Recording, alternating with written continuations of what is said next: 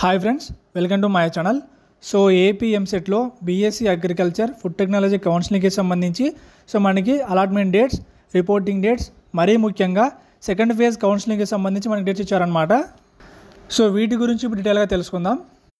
So వీడియోలోకి వెళ్ళే ముందు మన ఛానల్లో బైపీఎస్లో ఉన్న అన్ని కోర్సులకు సంబంధించి అన్ని కోర్సుల కౌన్సిలింగ్కి సంబంధించి ప్రతి అప్డేట్ కూడా పోస్ట్ చేయడం జరుగుతుంది. కాబట్టి తప్పకుండా సబ్స్క్రైబ్ చేసుకొని గంట సింబల్ ఆన్ చేసుకోవడం మాత్రం మర్చిపోకండి.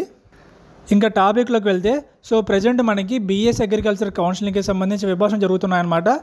మనకి వెబ్ ఆప్షన్కి సంబంధించి 27 సెప్టెంబర్ లాస్ట్ డేట్ అనమాట.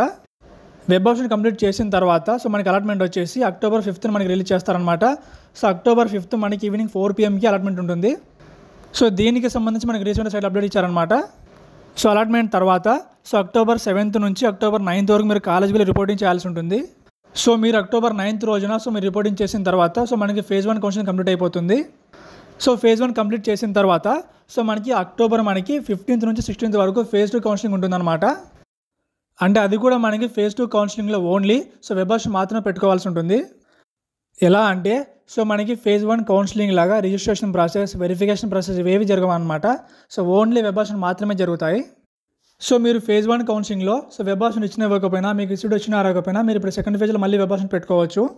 కానీ ఎవరైతే ఫేజ్ 1 కౌన్సిలింగ్లో రిజిస్టర్ అవ్వలేదో మీకైతే ఇప్పుడు ఛాన్స్ లేదనమాట. ఒకవేళ మీరు ఫేజ్ 1 కౌన్సిలింగ్ మిస్ అయ్యింటే ఇది మీకు ఒక పెద్ద బ్యాడ్ న్యూస్ లాంటిదే. ఇది ఫ్రెండ్స్ ఏపీ ఎంసెట్లో బీఎస్సీ అగ్రికల్చర్ ఫుడ్ టెక్నాలజీ కౌన్సిలింగ్కి సంబంధించి అలాట్మెంట్, రిపోర్టింగ్కి సంబంధించి డేట్స్ అనమాట. వాటితో పాటు సెకండ్ ఫేజ్ కౌన్సిలింగ్కి సంబంధించి అప్డేట్ అనమాట. వీటికి సంబంధించి మీకు డౌట్స్ ఉంటే కింద కామెంట్ చేయండి. ఇంకా మీకు వీడియో నచ్చితే లైక్ చేసి, షేర్ చేసి, సబ్స్క్రైబ్ చేయండి. Thank you.